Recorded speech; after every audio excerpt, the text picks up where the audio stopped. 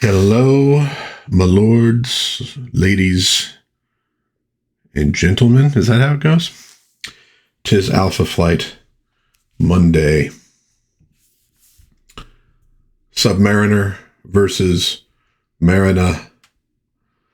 No matter who wins, the good guys lose. Boy, that's kind of an Alpha Flight theme, isn't it?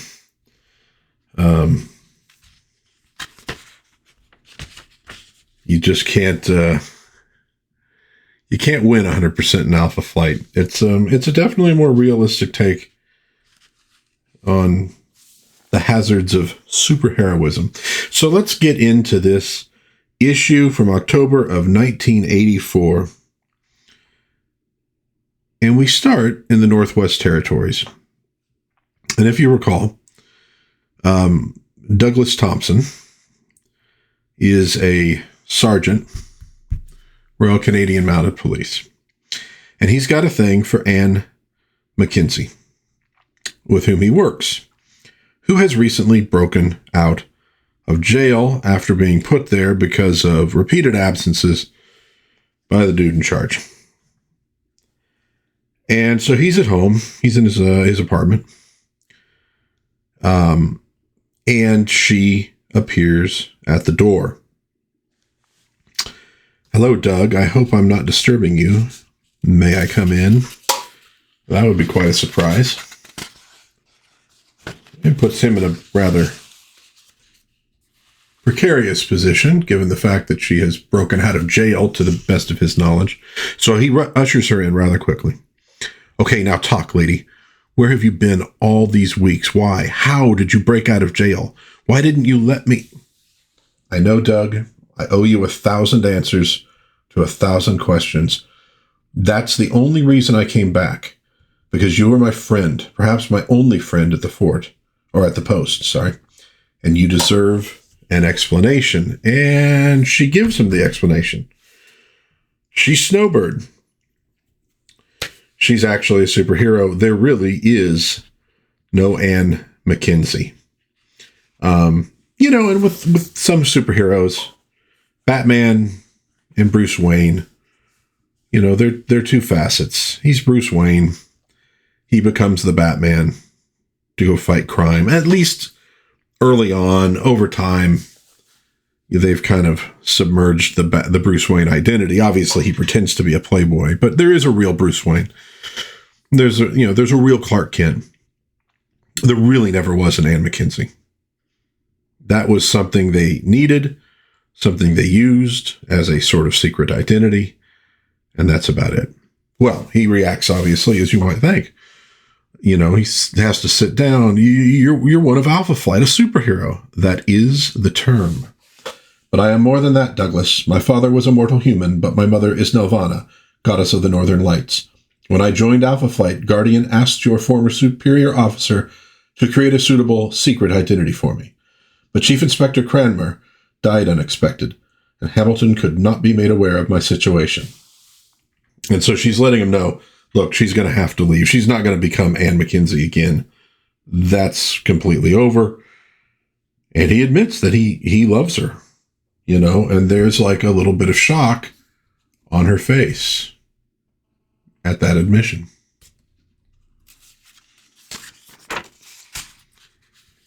And what comes of it? Well, we may never know. Later, nearly 3,000 miles to the south and east, the rays of the westering sun gleam gold against the towers of Toronto, Canada's largest city.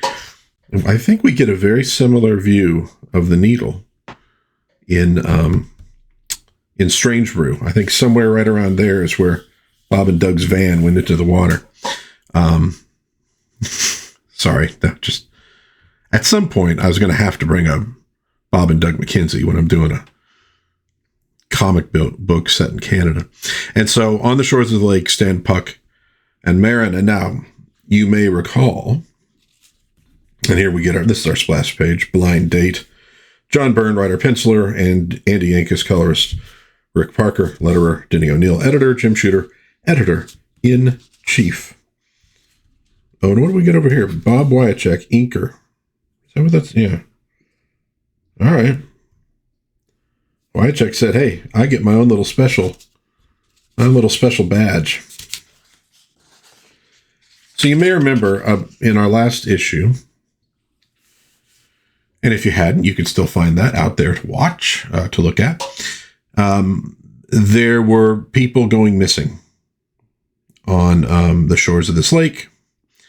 And, Heather was there, saw it, dove in, was attacked, barely got out alive. And so this is why Marrina has been summoned, because obviously she is an aquatic superhero. And she's been gone, absent from Alpha Flight, with the Submariner, who wants to make her his queen. And as all things go in Marvel, that'll of course happen without any problems whatsoever. So Marrina dives in, and she's doing this search. We have a couple really cool panels. I like this one that gives you sort of the, sonar, ripples. Great. I love this plume of bubbles behind her. You get this really nice landscape, And so she's going through these murky depths, seeing what she can find. And she's sort of homing in on something.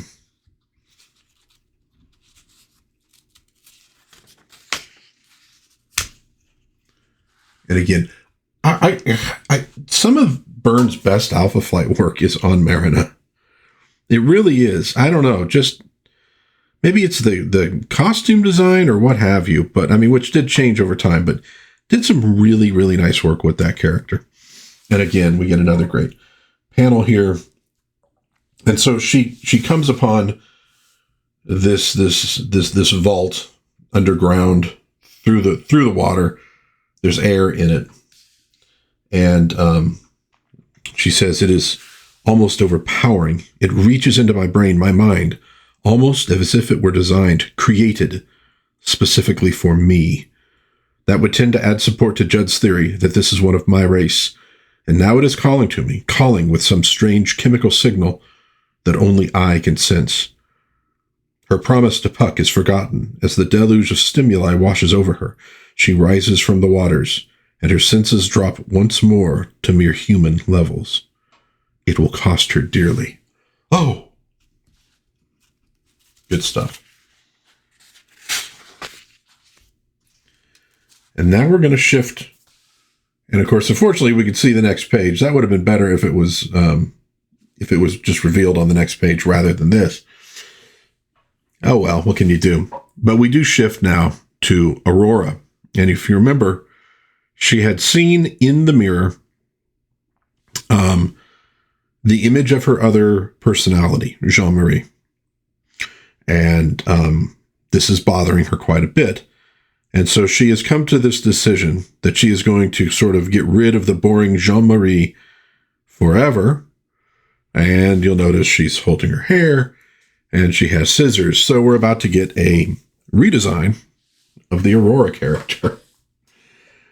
But back on the shore, Puck is waiting. Marrina, her head emerges, and she comes out in her savage mode. Oh no, not again. Now, if you remember, we're going back a lot here. And, that's the beautiful thing about these sequential comics. The callbacks. But Alpha Flight, I think it was 2? Alpha Flight number 2? They don't have a note, do they? Where's the editor when you need him? She goes through that mode and she slashes Puck. And so he ends up in the hospital. We got a Puck solo story in number 5 of him while he was in the hospital. Well, this time he's not taken by surprise. And she attacks, but he is able to sort of use his acrobatic skills to stay just a bit out of her reach. I can parry and dodge for a while, but unless I find a way to take her out with the least amount of damage, I might slip. And if that happens, she'll be dead. And so she's going, tooth and nail against him and throwing, hurling rocks at him. She's obviously super strong. Puck is a great character. but he is more or less, like a Captain America. Well, maybe even not quite that. At a human peak, he can be killed. So while Puck is fighting Marrina, and again, we get some unbelievable panels, great angles from Byrne, who emerges from the sea, but the most calm and rational character in the Marvel Universe, the Submariner. So obviously, he's not going to jump to any conclusions here. He's going to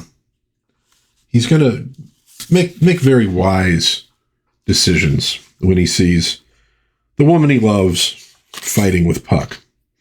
Oh no, it turns out he doesn't. Marrina, I followed her all the way from Atlantis after she got that Alpha Flight call signal, and now I find her locked in battle with this miniature thug. Stand back, ruffian. You risk much to seek to harm the chosen of Namor the First. Imperious Rex. I like Puck's response. Huh?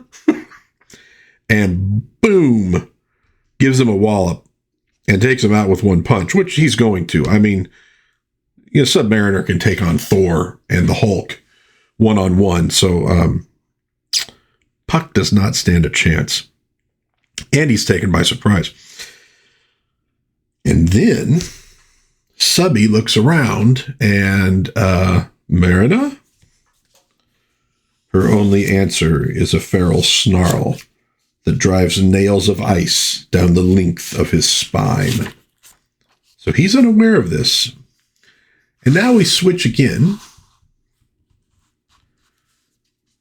to another place. Westward again to the Sarsi Reservation Hospital, nestled into the rolling foothills of the Rockies, just outside Calgary, Alberta. The unmuffled roar of a sports car engine shatters the mid-afternoon calm. And so this woman gets out of this car, thanking a guy for the ride, and she goes in.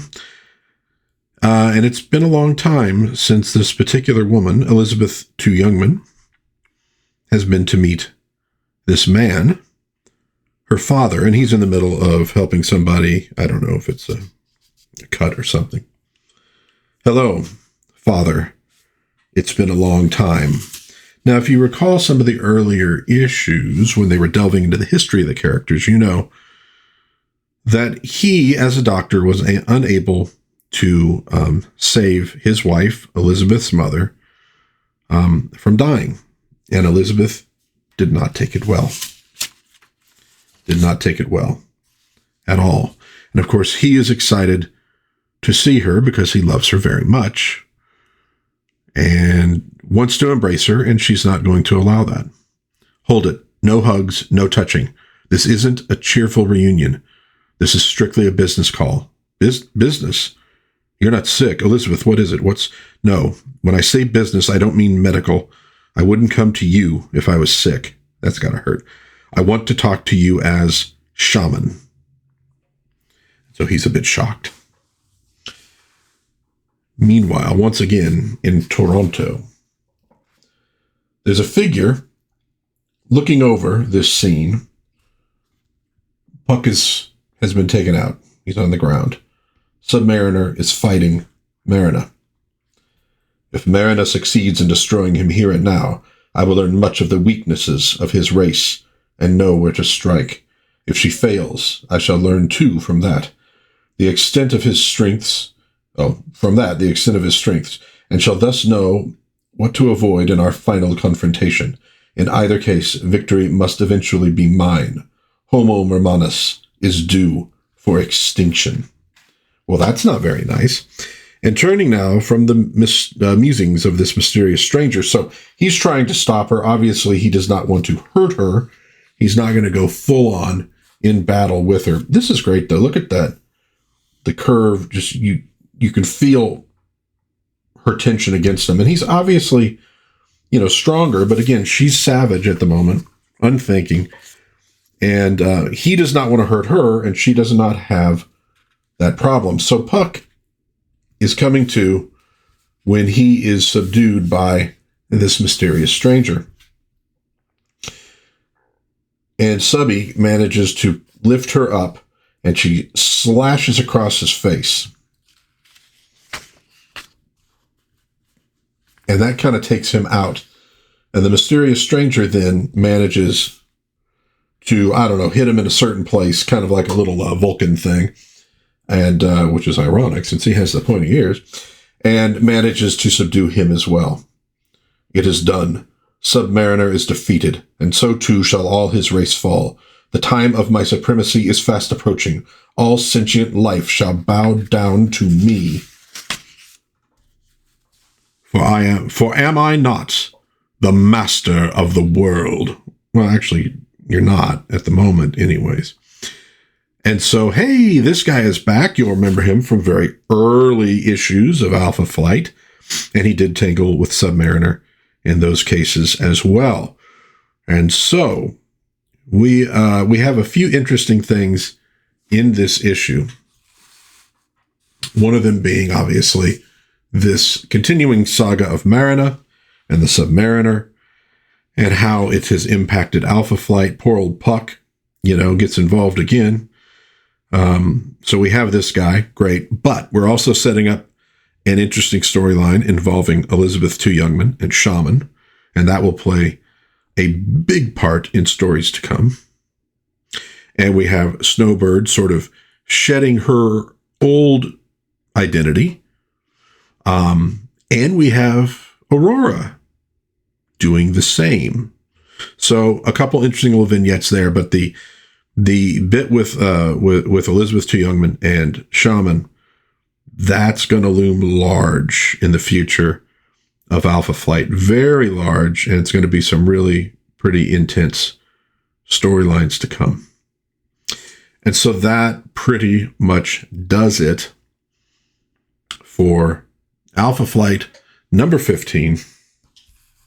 Oh, and the Micronauts are coming again. Watch for their new voyages.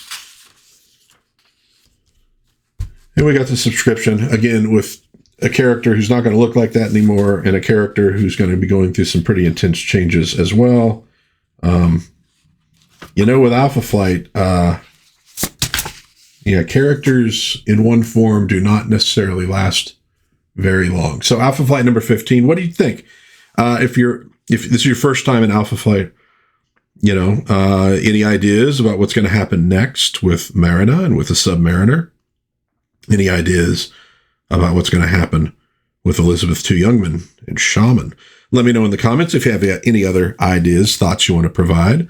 Please put them down there. Any questions? I'll do my best to answer them. And so, I guess until next video, God bless everybody. Please be kind to one another. Try to have some fun out there, and I will see you again, hopefully next Monday for the next Alpha Flight Monday. But I will see you again in Dad's Den of Pop Culture. Bye-bye.